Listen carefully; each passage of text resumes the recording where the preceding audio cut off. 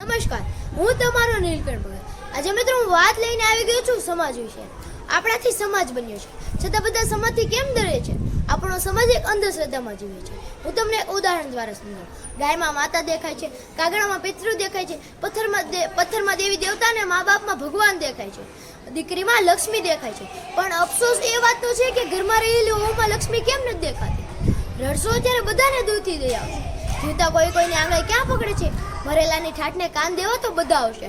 અહીંયા પણ ગજબ છે સાહેબ, જ્યારે દરિયામાં રહેતો ડેટકો અભિમાનમાં આવી જાય છે ને, પોતાના ગુણગાન ગાવા લાગે છે, પણ તેના વિચારો ખાબોચિયામાં જ આટા મારે છે।